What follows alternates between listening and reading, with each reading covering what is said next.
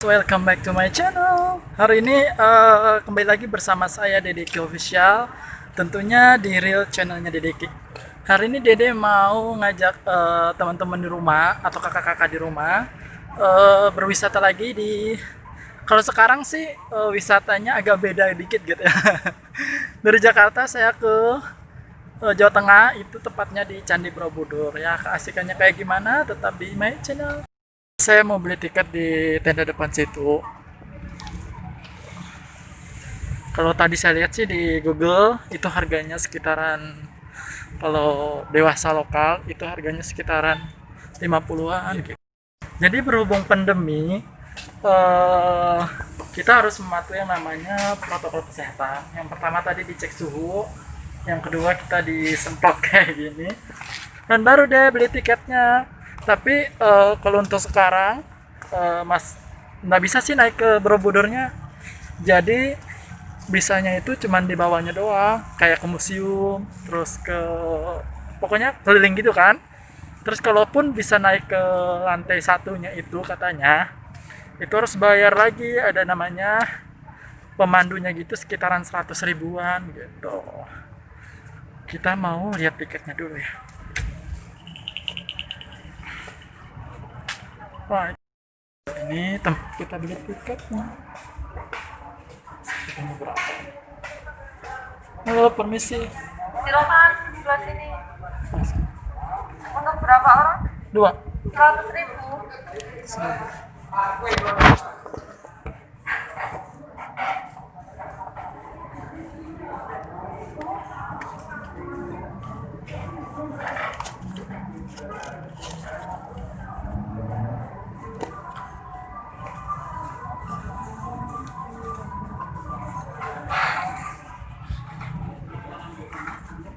Terima kasih.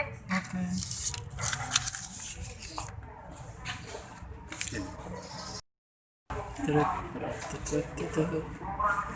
Jadi kita mau masuk ke sana.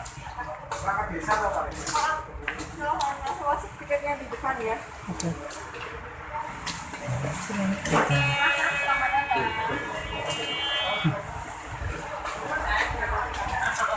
Ini loh. Es keliwat ya. Silahkan. Ye, kita udah sampai di Candi Borobudur.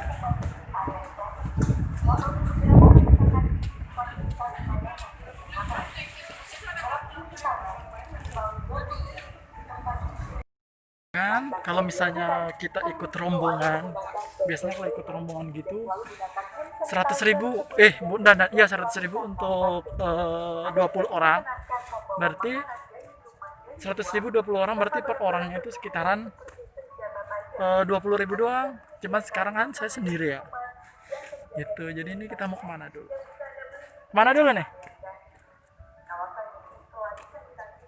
Tuh, kan. Terus candinya di mana? Itu tempat beli-beli jual souvenir gitu guys, di tamannya Borobudur.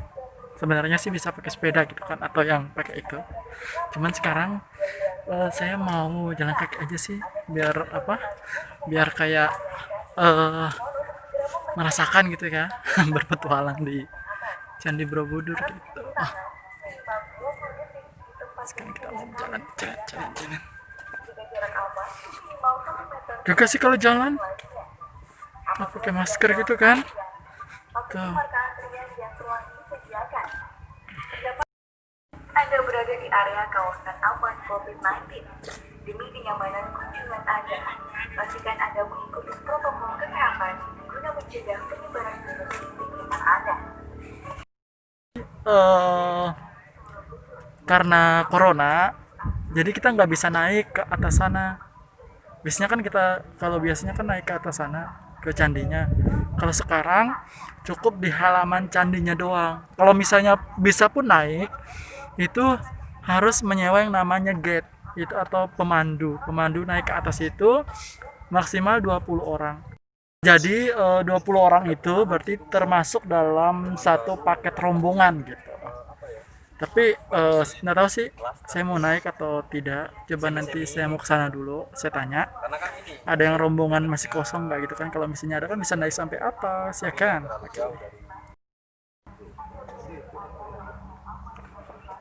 Ya berhenti. Rencana mau naik ke atas sana, ya kan? Cuman kayaknya belum ada 20 orang deh yang mau naik ke atas sana. Dan satu gate itu disewa. Gitu.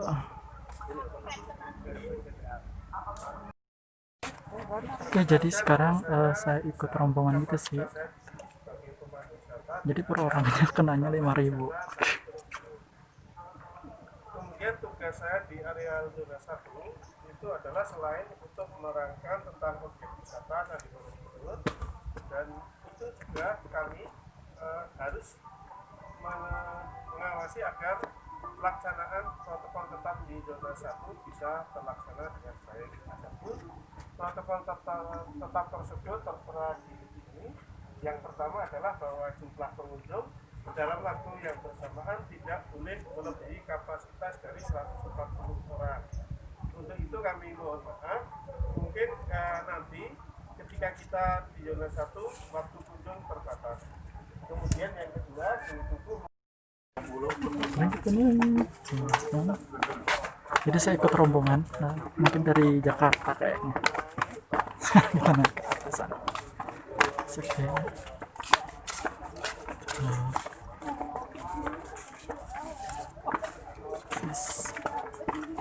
Sisu. Semua yang mau ambil foto dari sini silakan.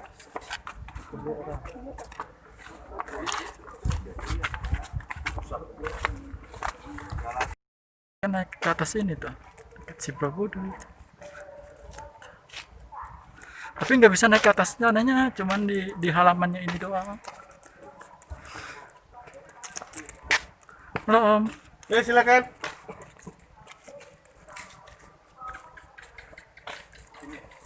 Kalau dulu mas saya naik sampai atas sana kan, sampai ujung sana. Tapi cuman gara-gara, bukan gara-gara sih, cuman adanya si COVID. Jadi kita nggak bisa naik ke atas sana guys. Sebenarnya tadi saya mau ajak kalian melihat di atas sana ada apa sih gitu. Tadi saya masuk ikut rombong sini tuh. Di atas sana. Semua tuh. Dan ini Borobudurnya guys. Biasanya tuh di atas tuh bagus sekali buat foto kan, sunset kalau malam itu bagus tuh.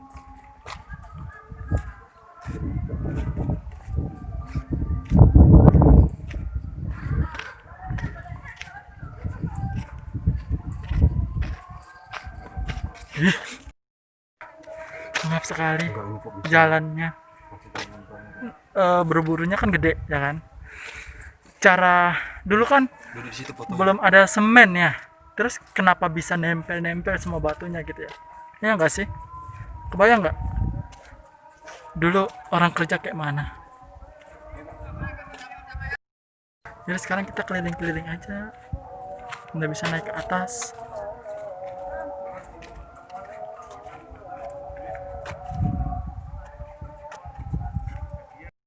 Ibadah bagi pemeluk agama Hindu dan Buddha. Dan kemudian Budur itu sendiri berasal dari kata Bedungur, artinya di atas bukit. Jadi arti seluruhnya adalah wihara yang dibangun di atas bukit. Kemudian bangunan ini terdiri dari 9 teras atau 9 tingkat dan 1 stupa induk yang merupakan mahkota dari bangunan Borobudur, di mana ke-9 teras atau 9 tingkat itu bentuknya terdiri dari 2 bentuk. Dari fondasi dasar sampai tingkat ke-6 itu berbentuk bujur sangkar, kemudian dari tingkat ke-7 sampai tingkat ke-9 itu berbentuk gas. Semakin lama semakin berbentuk. Itu kalau menurut Suterem, seorang sejarawan dari saya, merupakan gambaran dari bunga teratai. Konon menurut beliau, dulu sekitar Candi Borobudur ini adalah sebuah danau. Kemudian bangunan ini pun dikelilingi oleh 4 buah gunung. Yang ada di sebelah barat ada Gunung Sombeng dan Gunung Sindoro. yang ada di bagian timur laut, ya, kita bisa melihat dua gunung, Gunung Merapi dan Gunung Merbabu. Keempat buah gunung tersebut merupakan lambang dari 4 buah benua. Kemudian Borobudur berfungsi sebagai titik sentral penghubung antara dunia manusia dan dunia para dewa. Kemudian nama Borobudur, bangunan ini didirikan oleh Raja Samaratungga dari dinasti Sailendra pada akhir abad ke-8 sampai awal abad ke-9 atau sekitar tahun 740. Ya kan? Kemudian kalau menurut kepercayaan Jawa, 9 itu angka tertinggi. Kalau kita sampai ke 10 berarti kita harus kembali ke 0. 0 itu kan berbentuk bulat. Artinya di situ kita tidak mendapatkan titik awal dan titik akhir. Itu adalah gambaran dari kesempurnaan. Untuk itu di stupa yang besar itu sebenarnya itu kosong. Karena itu merupakan pencerminan dari sebuah kesempurnaan. Yang lain mungkin? Ya ada, kalau nggak ada kita turun lewat sini ya. Pemandunya udah selesai dan sekarang sana exit. Jadi nanti saya mau ajak kalian yang di rumah kayak siapa ya? Alright. Tuh. Pelajaran 1 udah. Tinggal pelajaran 2. Habis dari sini kita kan makan siang dulu ke Parangtritis. Nah, habis dari Parangtritis itu terserah kita ada makan. Wah, tuh. Faktor manusia ya, itu ada beberapa pendapat yang pertama mengatakan karena ulah dari oknum pemerintah kolonial mengambil bagian-bagian kepala atau bagian-bagian bangunan yang lain dibawa pulang untuk kenang-kenangan.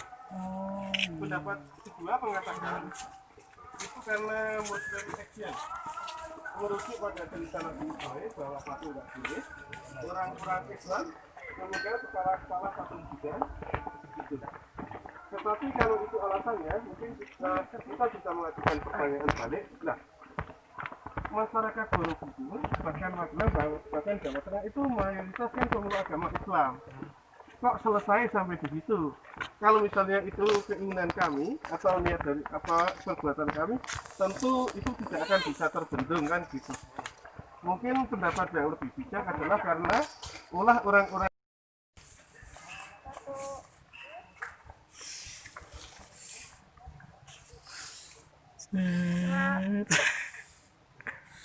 Membuat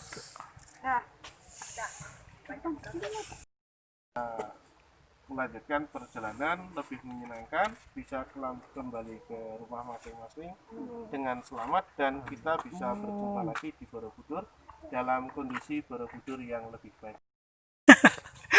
aduh, capek sekali pakai masker kan sampai atas sana tadi ya.